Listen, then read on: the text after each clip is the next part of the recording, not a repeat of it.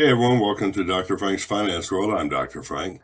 We're working on financial calculator time value of money problems right now. Part 2 is about annuities. If you remember from the last video, an annuity is a series of equal payments for a set period of time, which happens frequently actually in the real world out there. The question is, when you put it in there, do you want to find out what they're worth now? In other words, the payments you'd have to, or the money you'd have to come up with to get those, or what they would be worth in the future, which can be useful in a lot of different applications, including retirement problems. And we'll also look at other than annual. So bringing back to the present value is nothing more than a time value of money problem with payments. So what is the present value of a 5-year ordinary annuity? We'll talk about beginning annuities as well, with annual payments of $200, evaluated at a 15% interest rate. So you see that the N is 5, the I is 15, the payment is 200, and when you have that, there's only two things left to possibly solve for: the present value or the future value. So if you were to put that in your calculator, and to solve for that, you would say that, once again, clear your calculator, always important to clear your calculator. You would have an N of 5, an I of 15%, and a payment of $200. If you wanted to figure out the present value of it, what should be out, you could compute the present value and find out $640 for 5 years, bring it back through time. Or if we wanted to calculate the future value, we could actually compute the future value of it and realize it's worth $1,348. So whether you're moving it forward or backward is the important part. And just an interesting note, 5 times 200 is 1,000. So the present value has to be worth less than 1,000 because you're dividing it by 1 plus I and bringing it back through time. And the future value has to be worth more than 1,000 because you're growing it, and each year you get interest on the previous money you had. So anywho, so another project down here says, you had a project that will give you cash flows of $20,000 per year for the next 20 years. If you expect to earn 6% on your money, was the most you would be paying for it today? How much would you put down to get those type of payments out there? That actually becomes really important when you're looking at retirement problems, because that's exactly what you do. You have a payment that you need in the future to get you through the end of your life and not run out of money before you run out of time.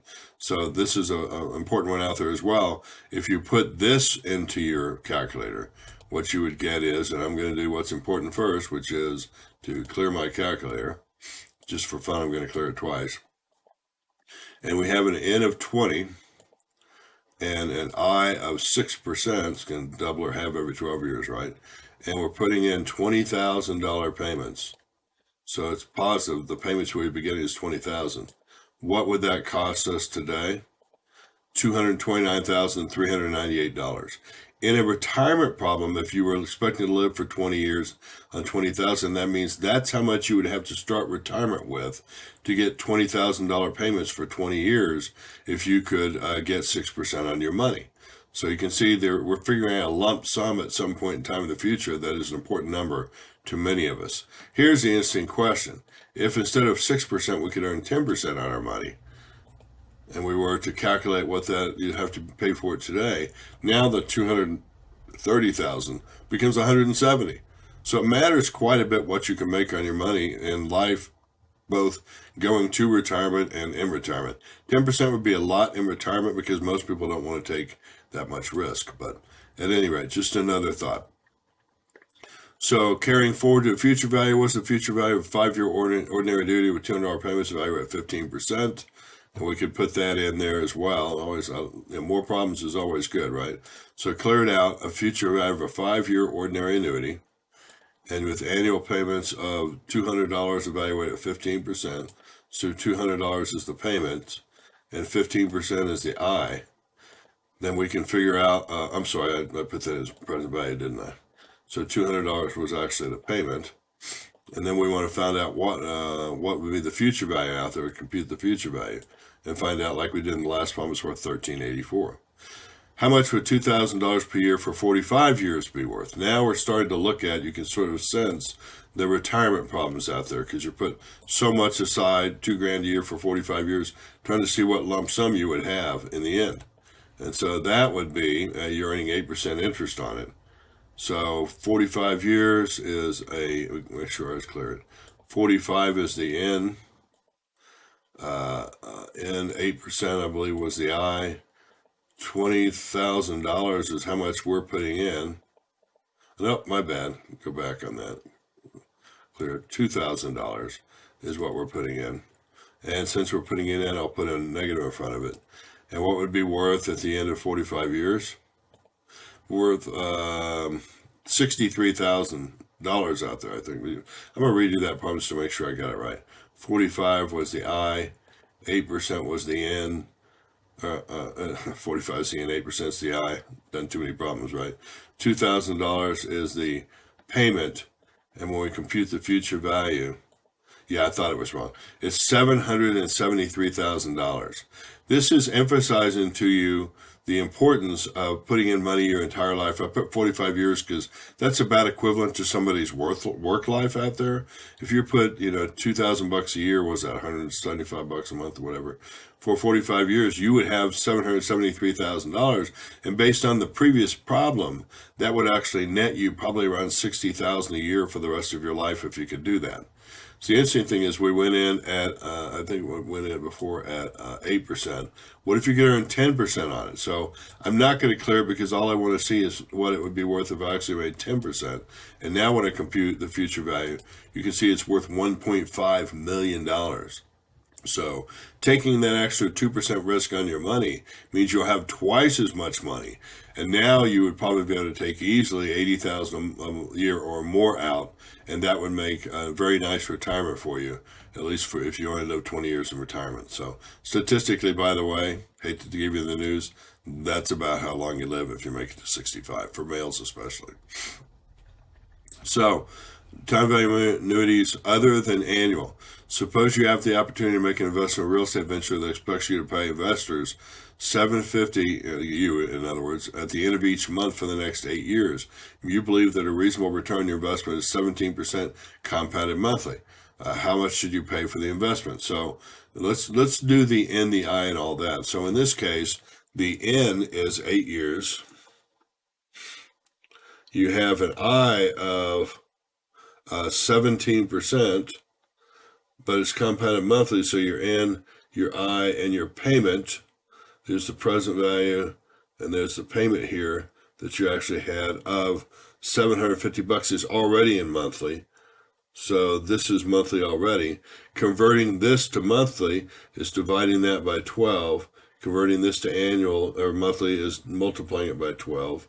So when you put that in the calculator, this will be for 8 years worth of months. You're looking at 76 months, and 17 divided by 12 will be the I. So when we pull up the calculator and do that, we have 76. Let me clear it first. I always want to make sure it's clear. We have 76. Is that right? No, it's 96. My bad. 96. 8 times 12 is 96. So we'll put 96 in for that. And 96 is the N. The I is 17 divided by 12 because it's monthly, 17% annual. And that will go in as the I. The payment you're putting in is $750, or you could get $750 at the end of each month. So how would you calculate that present value? What would you have to come up with now? You would have to pay $39,222 in order to get the $750 payment each month for 8 years if you're expecting to get 17%. So what if it paid $22.50 at the end of each quarter for 8 years?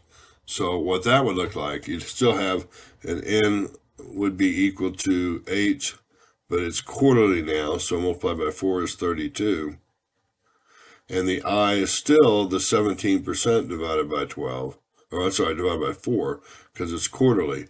And then the payment down here that you'd actually be getting for it would be $2,250. And so when we put that in the calculator, we find, and let me move it over here so we'll see the numbers easier. First thing I'm going to do is clear my calculator over here, clear time value money. So 32 is the N because it's 32 quarters in 8 years. 17 divided by 4 is what we would get each quarter, which is 1 point, not divided by 12, it is 17 divided by 4 gives us 4.25% at the end, I for each quarter. 2250 is the amount of the payment that we're getting now, and we compute the present value of that, and it's $38,965.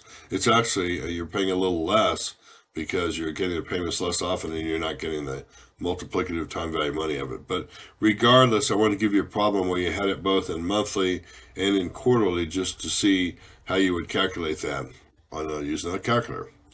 So now I'm going to teach you something about beginning versus ending cash flows. The gods of finance out there decided many years ago that you would be getting the payment on the very last second of the very last day at the end of each year. So ending cash flow is common, and that's how your cash flow functions are actually set up inside your calculator. But what if instead of the end, you were looking at getting it at the beginning? There is a beginning mode in the calculator. I would highly recommend you not use it. And the reason why is if, once again, just like changing the payments per year, if you forget to change it back, every problem will be a beginning problem, not an ending problem, and that will make you get them all wrong. So you forget to change it back, that's the problem. All answers will be wrong. So if we're not going to change in the calculator, how do we change it from a calculation standpoint? Well, you solve normally just like we did and then multiply by 1 plus I. So if we looked at a problem like this, 1,000 a year for 10 years, make 10%, we could calculate that. Let me just clear the calculator here. So 1,000 a year, 1,000 per year. Since you're investing it, that's money out of your pocket at 10% for 10 years. And if you calculated the present value of that, oh, my bad, I compute the present value, you'll find out. See, everybody makes a problem, they miss it sometimes, right? So 1,000 a year, it's getting sticky on the key there, as the payment that you'll be making for 10 years at 10%. If you compute the present value, you would have to pay $6,144. If it was actually in a beginning annuity, you would take that number and multiply by 1 plus I, or the 10%. So if we take that number and multiply by 1.1, a beginning annuity would be $6,750. And if it was a future, you would be getting it for one, bring it back one less period when you bring it back, get one more period going forward. Either way, you would solve for it by multiplying by 1.1 or 1 plus the interest rate. So that's how you adjust a beginning and ending cash flow problem. Try that a few times out there, but I'm telling you, it is so much better than changing from the beginning mode because that's so tiny on your calculator, you're likely to miss it. So don't forget to send emails with comments and suggestions, and to ask Dr. Frank if you have anything else you want to know. So we will be looking at Time Value Money Part 3, Retirement Problems next. Have a great day. We'll see you. Bye-bye.